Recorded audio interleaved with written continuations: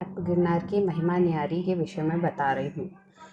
गिरनार भी शत्रुंजय गिरी की तरह प्रायः शाश्वत है। 5वें आरे के अंत में जब शत्रुंजय की ऊंचाई घटकर 7 हाथ होगी, तब गिरनार की ऊंचाई 400 हाथ रहेगी। रेवतगिरी यानी कि गिरनार को कई नामों से जाना जाता है। रेवतगिरी, गिरनार अतः शत्रुंजय गिरी का 5वां शिखर होने के कारण वह 5वां ज्ञान अर्थात केवल ज्ञान दिलाने वाला है। गिरनार पर अनंत तीर्थंकर आए हुए हैं और यहाँ पर महासिद्धि अर्थात मोक्ष पद पाया है। दूसरे अनंत तीर्थंकरों के दीक्षा केवल ज्ञान और मोक्ष कल्याण यहाँ हो चुके हैं। वैसे ही अनेक मुनि भी मोक्ष पद प्राप्त कर चुके हैं, भविष्य में प्राप्त करेंगे। गत 24 में से 10 तीर्थंकर का मोक्ष कल्याण गिरनार से हुआ था।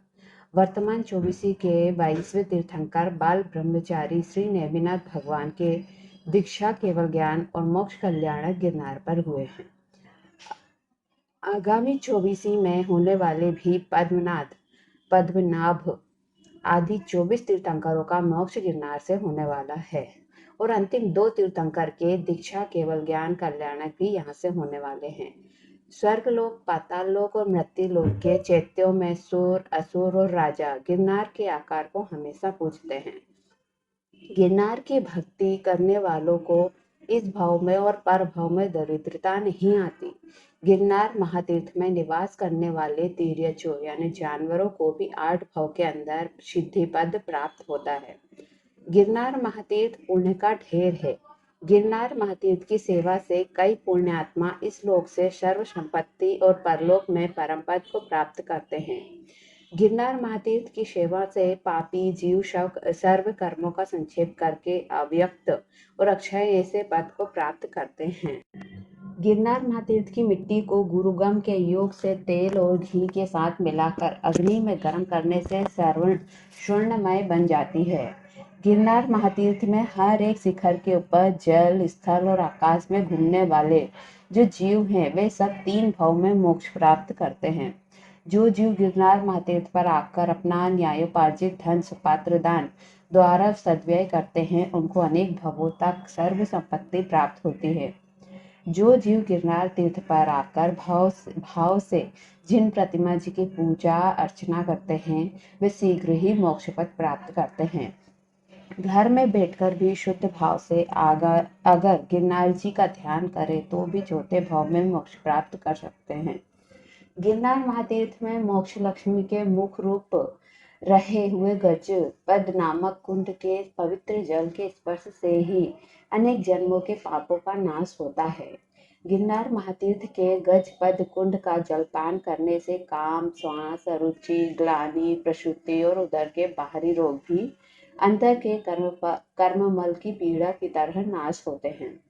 जगत में कोई भी ऐसी औषधि स्वर्णादि सिद्धियां और रसकूपिकाएं नहीं जो इस गिरनार तीर्थ पर ना मिले। आकाश में उड़ते पंछियों की छाया भी अगर इस गिरनार पर्वत को छूती है तो उनकी भी दुर्गति का नाश होता है।